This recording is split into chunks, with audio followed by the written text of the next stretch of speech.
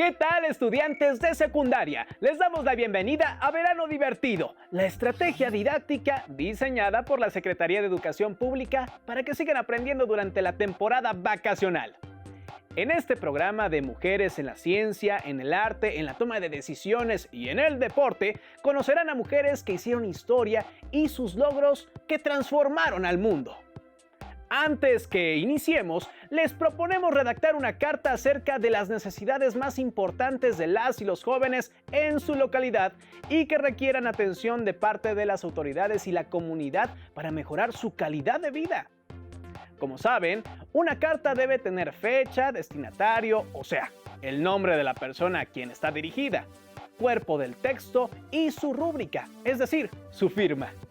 Como les adelanté, en esta ocasión hablaremos de mujeres cuyas decisiones han tenido impacto en los derechos, no solo de otras mujeres, sino de las personas en general, y han trascendido en el ámbito histórico mundial. Por lo tanto, ellas han sido modelo e inspiración para las nuevas generaciones. A continuación les mostraremos un video de las Naciones Unidas que hace un breve recuento de la lucha de las mujeres por lograr la igualdad de derechos y la manera en que esta institución ha contribuido a la causa. No olviden tomar nota de lo más importante para que puedan retomar esta información en su carta. Observen con atención.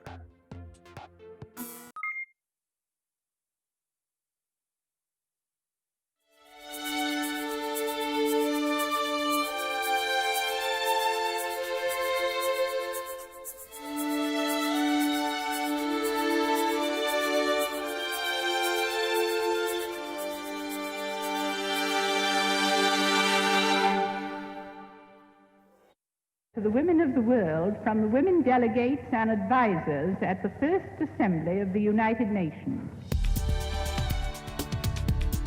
It is important to consider the prevalence of violence within society. The message to the women of the world is, arise. The women's movement is a political movement. Human rights are women's rights, and women's rights are human rights once and for all. We are all witnessing a historic moment, a moment characterized by unprecedented solidarity.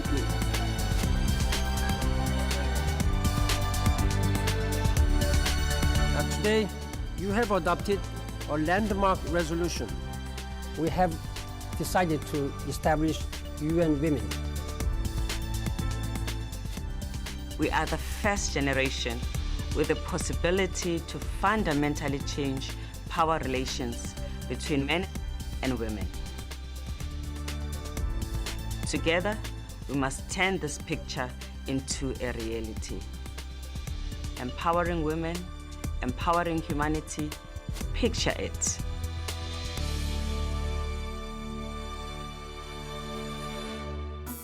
Como se dieron cuenta, la Organización de las Naciones Unidas ha jugado un papel importante en la lucha por la igualdad de derechos. ¿Sabían que en México se realizó la primera conferencia mundial sobre las mujeres en el año de 1975? Pues bien, en esa reunión participaron representantes de 133 países y acudieron casi 4,000 personas. En la conferencia se definió un plan de acción mundial para lograr los objetivos del Año Internacional de la Mujer. Hagamos una pausa para volver a la carta que tenemos pendiente. Seguramente ya pensaron en algunas necesidades que se requieren para que ustedes se desarrollen. Por ejemplo, una cancha de fútbol, arreglar un parque o instalar algunos aparatos de ejercicio, entre otros. ¿Qué más se les ha ocurrido? Ha llegado el momento de que conozcan la vida de una mujer cuya lucha y empeño fueron determinantes para impulsar la Declaración Universal de los Derechos Humanos. Nos referimos a Eleanor Roosevelt. Para saber más acerca de su contribución, los invitamos a ver el siguiente segmento.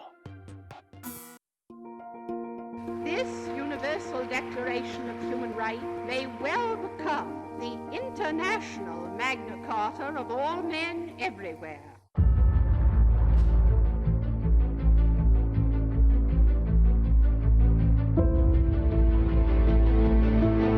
after the Second World War and the Great Economic Depression. There was a spirit to think, what can we do to ensure that this kind of situations will never happen again?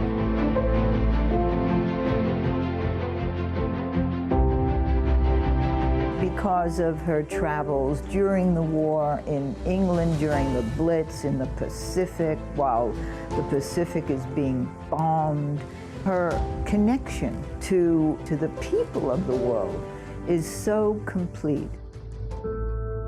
After FDR dies, there are many efforts to get Eleanor Roosevelt to run for the Senate, and there's even some thought that maybe she should run for vice president.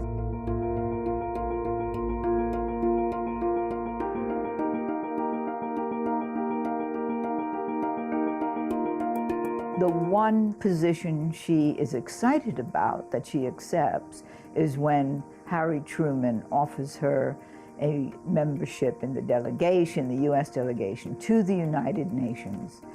It was such an opportunity to build a movement for peace and for human rights.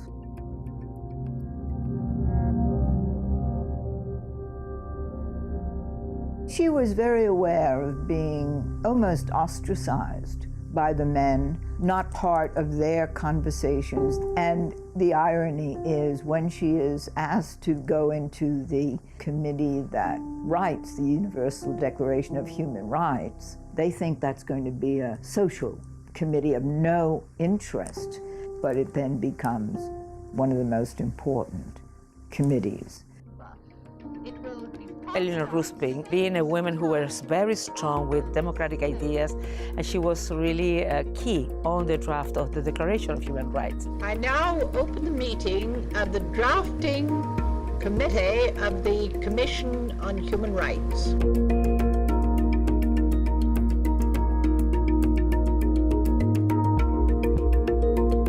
One other person that was such a big influence on Eleanor Roosevelt was India's Hansa Mehta. For the Universal Declaration of Human Rights, it was Hansa Mehta who said, "Excuse me, Mrs. Roosevelt, if you say all men are created free and equal, around the world it will be all men, women not included." And so the words were changed to all human beings. That small change has had a tremendous impact. Women will be included everywhere. All human beings, men and women and children, have these rights. It says that these rights of the people are not because you are from some geographical region, because you have from some culture or some religion. It's just because we are human beings, just because we exist, that we are entitled to those rights. The real change which must give to people throughout the world their human rights must come about in the hearts of people.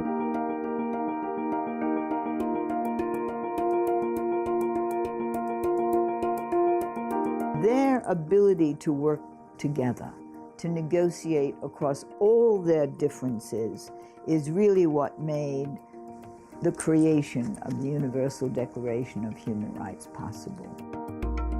It is a declaration of basic principles of human rights and freedoms, and to serve as a common standard of achievement for all peoples of all nations. And it's particularly fitting that here tonight, the person who's been the leader in this movement, assisted though she has been by many others. I refer, of course, to Mrs. Roosevelt, the delegate of the United States. It's one of the most significant moments in world history. The Universal Declaration of Human Rights is the beacon for the future. We will ensure that this Universal Declaration will be the light that shines and will guide how we relate to each other. If we observe these rights for ourselves and for others, I think we will find that it is easier in the world to build peace. ¿Qué les pareció la decisiva participación de Eleanor Roosevelt en la ONU? Gracias a su dedicación y trabajo, fue llamada por el presidente Harry Truman como la primera dama del mundo.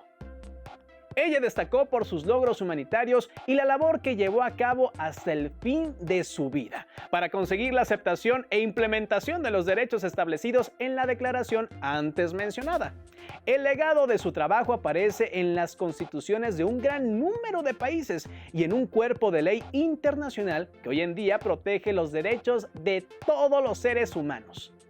Ahora bien, retomando la escritura de la misiva, los invitamos a preguntar en casa a quién podrían dirigir su carta, o si tienen oportunidad, busquen en internet a alguna autoridad o representante vecinal que tenga la atribución para que sus peticiones sean tomadas en cuenta. Pero volvamos a nuestro tema para conocer a otra mujer que se rebeló contra la discriminación de la gente de color en Estados Unidos. ¿Sabían que en los años 50 en ese país habían leyes que prohibían a la población afroamericana hacer uso de los mismos servicios que el resto de la población?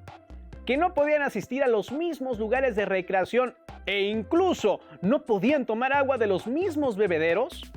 Debió ser bastante complicado vivir en ese periodo, ¿no lo creen? Pues resulta que en esos años hubo una mujer afroamericana llamada Rosa Parks, que vivía en Montgomery, la capital del estado de Alabama. Ella fue una costurera de profesión y gracias a la resolución que tomó, sembró un cambio en la historia de su país. Así que demos paso al próximo video para conocer más de su vida. Rosa Parks era una desconocida cuando fue detenida por la policía el 1 de diciembre de 1955. Era una mujer negra, costurera de profesión, que vivía en Montgomery, la capital del estado de Alabama en Estados Unidos. Cuando murió, 50 años después, en octubre de 2005, recibió honores de Estado en la rotonda del Capitolio en Washington. En aquel diciembre de 1955, podría haber sido simplemente una costurera cansada. Pero muchos vieron en ella también a una mujer comprometida con la lucha por la igualdad de derechos entre blancos y negros. En Alabama, como en muchos otros estados del sur, regían las llamadas leyes Jim Crow, que segregaban a los negros de los blancos bajo el lema separados pero iguales. De acuerdo con estas leyes, los negros no podían acudir a los mismos restaurantes que los blancos, ni entrar a los mismos baños, ni sentarse en la parte delantera de los camiones, donde los blancos tenían preferencia. Había fuentes de agua potable distintas para blancos y negros, y en los lugares públicos, en los parques, por ejemplo, también había espacios distintos. Podía suceder que un blanco se sentase en el espacio reservado para los negros, pero estos no podían de ninguna manera ocupar los lugares asignados a los blancos. Montgomery seguía siendo una ciudad relativamente pequeña. Tenía algo más de 100.000 habitantes. Ese 1 de diciembre de 1955, Rosa Parks tomó un camión de regreso a su casa. Se sentó en la zona media, que podían ocupar los negros mientras no lo necesitara un blanco. El camión se fue llenando, y en un momento dado, el conductor les exigió a ella y a otros 3 pasajeros negros que se levantasen para dejar sus asientos a un joven blanco que acababa de subir. Rosa Parks se negó a hacerlo. Según diría después, estaba cansada y harta de ceder. También dijo que el joven blanco ni siquiera le había pedido el asiento. Los otros 3 pasajeros negros se trasladaron obedientemente a la parte trasera del camión.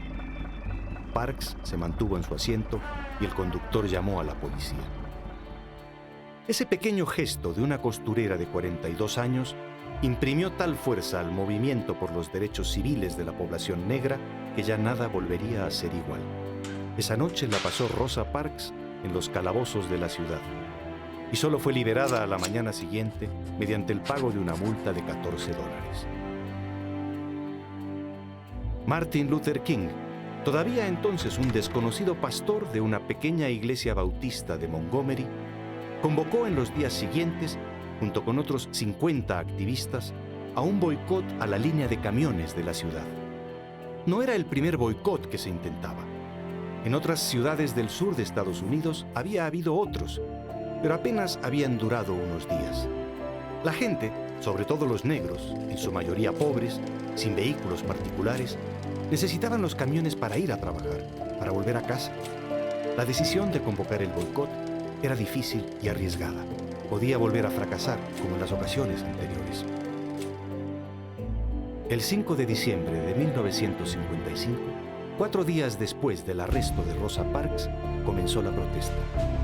Durante 382 días, la inmensa mayoría de los negros de Montgomery, alrededor de 30.000, mantuvo el boicot a los camiones de la ciudad. Iban al trabajo y regresaban caminando, o hacinados en los pocos vehículos particulares disponibles, en general propiedad de otros negros. Los taxistas negros cobraban a sus clientes negros 10 centavos, que era el precio de un boleto de camión. Algunos caminaban hasta 9 kilómetros para llegar a su trabajo.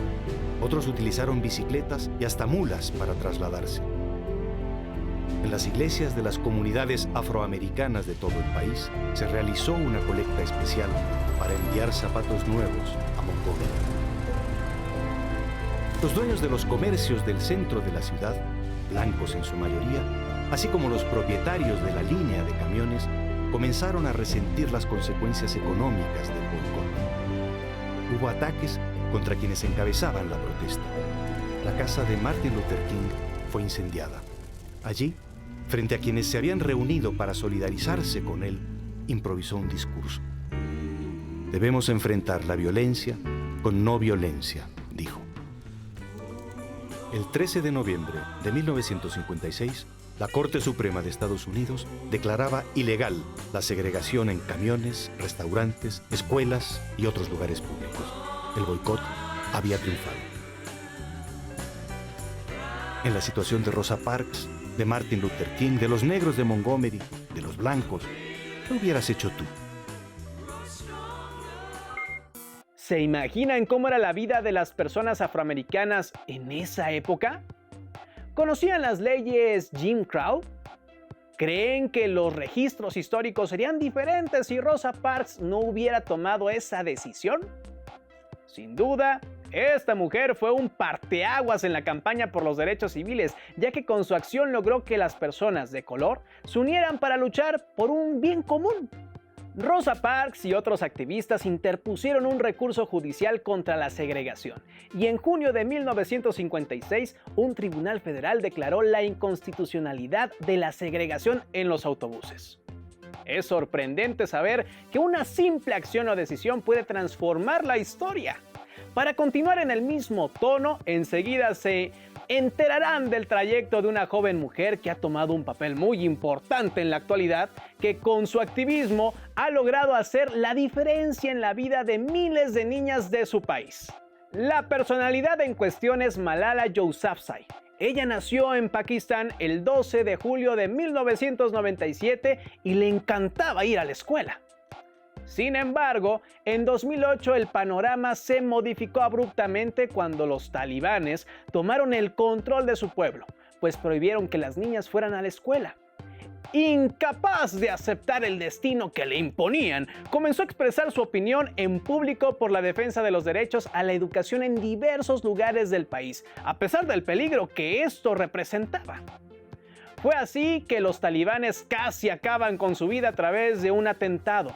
Tras 2 años de recuperación del ataque, Malala se mudó al Reino Unido, donde continuó con la lucha para que todas las niñas tuvieran la oportunidad de asistir a la escuela. Si lo anterior les pareció impactante, entonces no pierdan detalle del siguiente video que nos muestra parte de las experiencias de Malala y su campaña por la educación de las niñas.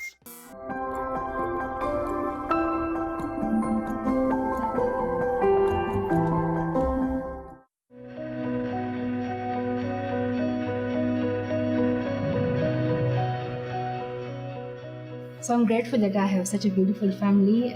Both my parents, they have supported me, they always stand with me. And for them, I'm just their daughter. Just like as for other parents, they have a daughter, they love her, they take care of her. But then I have 2 younger brothers, and as usual, brothers, they're cheeky, we still fight, we still argue. And my brothers, they don't care what awards I'm winning outside and who I am and if I'm an ambassador of something, or UN Messenger of Peace. So when I won the Nobel Peace Prize and I came back to the hotel where we were staying, and my little brother started saying that, look, you have won the Nobel Peace Prize, but it does not mean you become a bossy sister. So I always wanted to get quality education, to go to a good university, and it was my dream, and now that dream has come true, that I'm going to Oxford. I really worked hard for it, and I was so happy when I received the offer, and I'm excited to meet new people, to make friends, to learn. It is a great place of learning.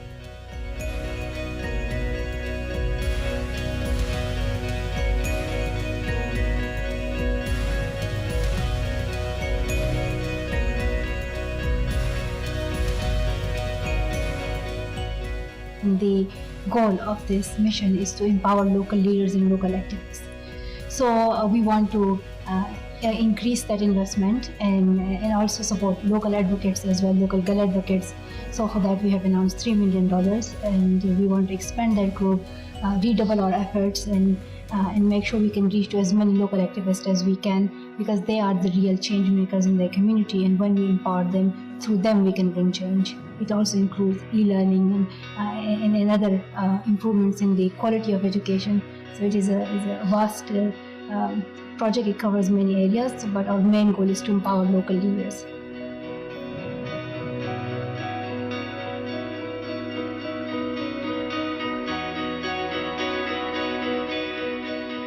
So this year I went on a Girl Power trip, and I went to America, Canada, then Nigeria, Iraq, and Mexico. And in these places I met amazing and incredible girls, and I heard their inspiring stories. In Iraq I met a girl called Najla, and she was 14 years old when she was wearing her wedding dress, and she took off her high heels and she escaped from her wedding. She ran away, and later on her village was captured by the extremists ISIS, and she was actually attacked, but she did not stop, and she's still continuing her education. She's speaking out. She has survived, and she resisted all that she went through, and the things that we cannot imagine for a second. She has gone through all that, but she's still fighting for education, and she wants to be a journalist. So these are the stories that inspire me, but my aim is to bring these stories then to a global platform like the UN, and allow these girls to meet their country leaders, their local leaders, so that their voices can be raised.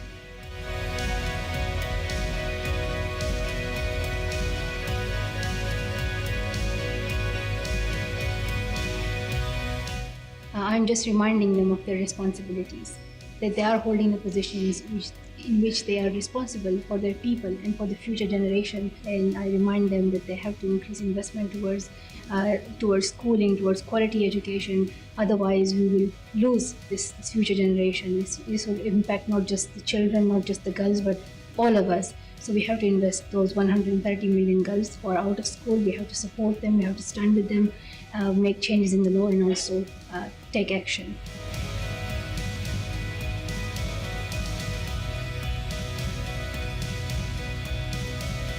So I think men, they have to do a lot. And my father is an inspiration, because his 5 sisters could not go to school. So he decided that he would allow his own daughter to go to school to get her education and then to raise her voice.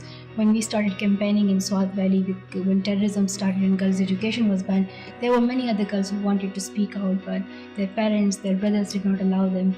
My father was the one who did not stop me. We have to believe in girls, we have to believe in our sisters, in our daughters, and allow them to be who they want to be. As my father says, that you do not have to do something, just do not clip their wings. And if you do not clip their wings, just let them fly and let them achieve their dreams. So men have to come forward, they have to support women, and it's better for the whole economy. It's better for each and every one of us. It will help the economy to grow even faster. It will improve the standards of living of each and every one of us. It will improve health, and it also benefits the children, because when women are educated, they are more likely to take care of their children and their education and their future.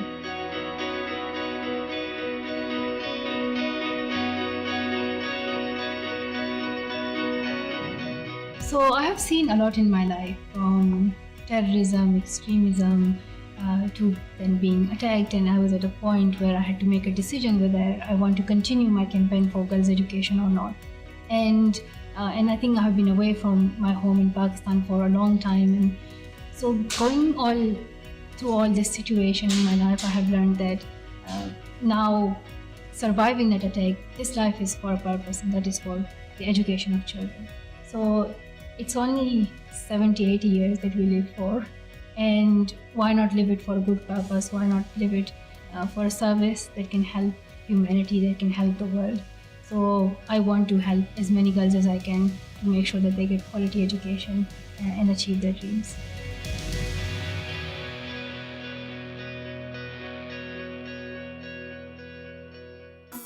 ¿Qué harían ustedes si hubiesen vivido en un país donde se les prohíbe estudiar a las mujeres? En el video apreciaron que después de superar tal adversidad, Malala ganó el Premio Nobel de la Paz 2014, lo que la convirtió en la persona más joven en recibir esta distinción. Es importante mencionar que Malala continúa hasta el presente con su lucha para conseguir la igualdad en la educación de las niñas de todo el mundo. Ahora sí, ya están listas y listos para redactar su carta. No olviden utilizar lenguaje formal, es decir, usar las fórmulas estimada o estimado. Les solicito, a continuación, describo, de tal manera, es por eso que agradezco sus atenciones, atentamente, en otras palabras, que les servirán para darle un tono respetuoso y serio a sus peticiones.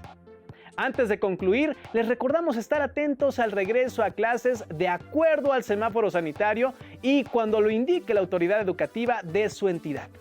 Mientras tanto, cuídense mucho. Los esperamos en la siguiente emisión de Verano Divertido. ¡Hasta pronto!